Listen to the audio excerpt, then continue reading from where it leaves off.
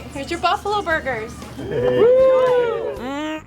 I sure love the buffalo burgers here at the DC-3 Cafe at Catalina Islands Airport in the Sky, one of my favorite airports to fly into. The airplane's been sitting on the ramp for about 30 to 45 minutes. It's heat soaked, and I gotta be honest with you, when I was a young aviator, the thought of having to come out to the airplane and do a hot start would make me extremely nervous. Why? Well, it's what you always see. People can't seem to get their engines started after the airplane's been sitting for a while. It's not like you can go to the normal checklist and find a hot start checklist, right? So what if I could give you, the pilot at home, a technique that most pro pilots use to do the hot start? To be consistently successful with the hot start, you have to really understand your fuel system. So just like when we go to recurrent training on jets, let's walk you through how the fuel system works. So here we have the left and right tank. We have the fuel lines leading to the fuel selector. Next we have the aux fuel pump. The fuel pump serves two purposes. The first purpose is a boost pump, which gives us low pressure output whose primary purpose is for vapor suppression. And then the second is the primer. And the primer gives us high pressure output to force fuel all the way to the cylinders for start. Next we have the fuel strainer, also known as the gasculator, and this is where you'll typically strain your fuel. Then we have the engine-driven fuel pump, and here the mixture lever controls how much fuel proceeds downstream. Any excess fuel goes into what we call the vapor return lines and goes back into the tanks, and we'll talk about that more in a little bit. Next we have the throttle and metering unit. Here, fuel flow is controlled by throttle position. And finally, we have the fuel manifold, which is that spider-looking thing on top of the engine, which distributes fuel to all of the cylinders. Now, the basic problem with the hot start is that residual heat from the engine has soaked into the components of the injection system and vaporized the fuel. Now, there may be enough residual vapors in the intake port from this process to allow the engine to start, but it will die shortly thereafter because there's no fuel in the lines. Now, the good news is we have a hot start procedure. Phase 1 we call the fuel pump cool down. Phase 2 is simply a normal start.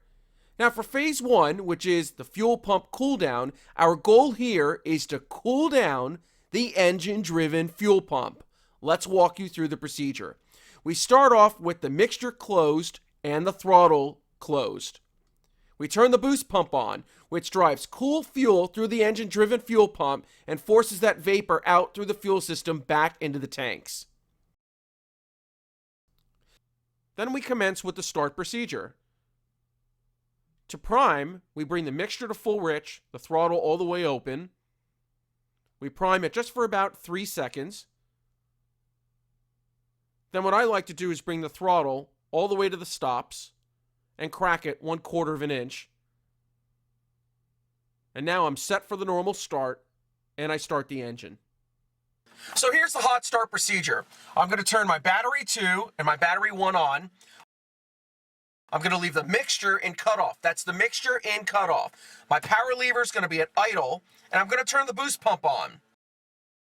I'm going to run the boost pump for about 30 seconds. The rule of thumb that I like to use is, if the engine is just simply heat soaked, then I'll run it for about 30 seconds. But if it's the summertime and I'm in Palm Springs or Scottsdale and the temperature outside is 115 degrees, okay, I'll probably run the boost pump for about 60 seconds. Once my 30-second cycle is up, I'll bring my mixture to rich. I'll bring my power lever to max. And I'll actually prime it. Real short prime, about 3 seconds.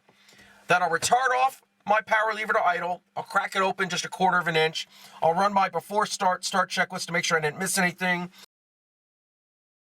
Now, as you're starting the engine, it is common to have to crank a little longer than you normally do. I would say about 10 seconds. So I start the engine, and as I'm sitting here waiting for it to start, I'm just patient, and right at about 10 seconds, the engine starts. Now, once the engine starts up, I carefully will retard my throttle back to about 1100 RPM. For me, and every airplane is different, I know, but 1100 RPM for me tends to work best. I'll bring up my alternators, my avionics, I'll run my after start procedure, lean the mixture brutally, and usually after I'm done with that, I'll then bring my throttle back to 1000 RPM while I'll sit here idling. So I have an advisory for you, and that is that some engines flood after the fuel pump cooldown. We call these engines leakers. You know you have a leaker if you see or hear fuel dripping from under the engine, or if your engine consistently doesn't start after performing the normal hot start procedure. Now, if you have a leaker, we don't want you to do a normal start because that involves priming. We don't want to introduce more fuel to a flooded engine. What we do want you to do is the flooded start because that includes no priming.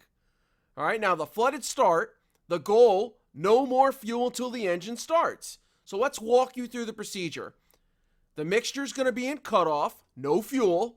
The throttle's going to be full open, more air. And then we're going to start. And once the engine starts, then we retard the throttle to normal idle, and then the mixture goes to rich. So let's show you how that looks in the airplane. A lot of pilots stress out when it comes to the flooded start. They're either afraid that they won't get the throttle back or the mixture up when the engine revs or it dies out. The secret is to listen to the engine carefully and to position your controls early. Let's show you. First of all, we start with the mixture in cutoff. We simply don't want to add more fuel to a flooded engine. Then we push the throttle all the way to open. When we crank, when the engine starts on the first or second cylinder fires, we retard the throttle back to the start position, and then we bring the mixture up to richer as required. I like to get the engine to stabilize at about 1300 RPM for about a minute. After 1 minute, I'll bring the throttle back to about 1000 to 1100 RPM, and then I'll ground lean the mixture so that I don't foul the plugs. So now that you've seen how to do the hot and flooded start, the next time you're at Catalina Island, think of me!